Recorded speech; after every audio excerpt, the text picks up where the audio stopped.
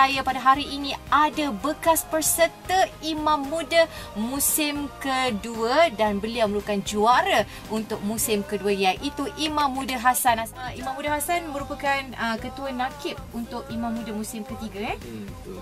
Dan di bawah anda ada berapa lagi orang nakib? Ada 10 lagi nakib, campur saya ketua, 11 lah semua. 11 ke semuanya lah. Termasuk mursyid 2 orang sebagai nakib untuk kita memimpin lah Imam Muda. Maknanya sekarang kita nak kata bagaimana kita nak membantu mereka, imam peserta Imam Muda yang musim baru, musim ketiga. Kita nak kongsi pengalaman yang kita gunakan supaya sebab kita yang tahu selok belok pengalaman Imam Muda ni, jadi kita nak supaya Imam Muda 3 ni lebih bersedia dan dapat buat lebih terbaik. Untuk musim kali ini adalah kesamaan mereka ataupun mereka nak memahami masyarakat dan konsep kita pula bagaimana untuk membantu keluarga. Sekarang ni masalah keluarga kan, jadi diorang ni kena faham bagaimana konsep keluarga, bagaimana untuk berhadapan dengan masalah masyarakat. Itu paling penting untuk mereka nak sesuaikan diri. Imam Muda musim ketiga, iaitu medannya setiap hari Jumaat jam 9 malam, kapsulnya dari hari Isnin sehingga Khamis jam 6.30 petang. Dan soalan dari Saufi Hazman, dia tanya, apakah hukum suka mengumpat orang? Ustaz tolong jawab. Soal mengumpat ni memang hukumnya adalah haram, dan sekarang kita berada dalam bulan Rajab, dan bulan Rajab ini dikaitkan dengan peristiwa Isra' dan Mi'raj. Bagaimana dalam perjalanan Isra' dan Mi'raj itu Rasulullah dizahirkan oleh Allah pamerkan kepada dia satu keadaan umat manusia yang mana mereka ini sedang memakan daging yang busuk. Jadi Rasulullah bertanya kepada sahabatnya, ya Jibril, siapa mereka ini? Apa dosa mereka? Jibril mengata, itulah orang-orang yang mana Allah burukkan mereka, Allah hinakan mereka kerana dosa mereka mengumpat. Dan dalam satu riwayat yang lain, Rasulullah duduk dengan sahabat, tiba-tiba bau satu bau yang sangat busuk. Sahabat tanya, ya Rasulullah, bau apa ni?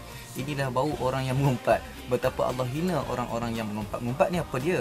Mengumpat ni kita kata benda yang betul, tapi perkara itu menyakitkan hati orang yang diperkatakan, sekira mana orang yang kita katakan itu ada dengan kita. Tapi kalau dia ada depan kita, dia pendengar, itu tak nama mengumpat, itu nama mengutuk. Okey, orang mengumpat ni duduk belakang kita, benda tu memang betul. Kalau contohnya orang itu pendek, kita kata, ish, Minah tu pendek, dia tak dengan kita. Tapi kalau dia duduk dengan kita, dia akan rasa terasa hati, dia kata aku pendek. Itu namanya mengumpat. Jadi hukumnya adalah haram. Kita kena elakkan. Sebagai umat Islam, kita sangat menjaga tutur kata kita agar kita tidak menjadi orang yang mazalimi. Sekarang ni Imam Muda Hassan akan memberikan jawapan penerangan kepada persoalan yang ditanyakan oleh Danisha Mirza Irna Tasha. Soalannya katanya, nak tanyalah jika suami menyatakan dayus jika abang tak ceraikan awak sebab awak ada hubungan sulit dengan driver bas katanya.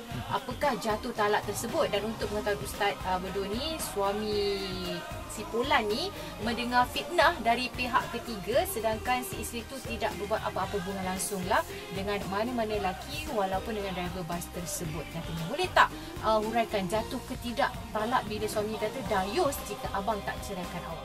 Untuk masalah talak ini, dia akan jatuh talak dengan dua sebab. Satu, kalau lafaz tu kita panggil lafaz yang jelas, aku jatuh talak engkau, talak 1, 2, 3, mana akan jatuh lah. Yang keduanya kinayah. Kinayah ni kalau kita guna bahasa, ya, contohnya SMS hari ni pun kita katakan sebagai kinayah lah. Maknanya kita secara, ataupun mungkin dia berlapik kata, tapi dengan tujuan niatnya, lawan tu. Tapi dalam masalah gini, dia kata kalau dayus lah abang kalau tak ceraikan kamu, maknanya niat di situ kita dah nampak kan, niat dia untuk cerai kan dia. Di situ jelas kat situ.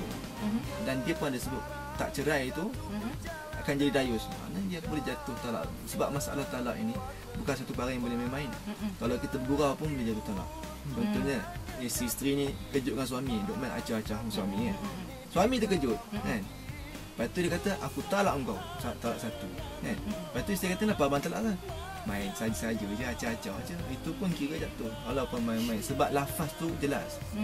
Jadi sini kena hati-hati bab main lafaz talak ni. Kadang-kadang kita terlepas kata pun, walaupun tak ada niat, tapi lepas kata niat tu bahasa dia jelas, dia boleh jadi jatuh. Suami kena hati-hati.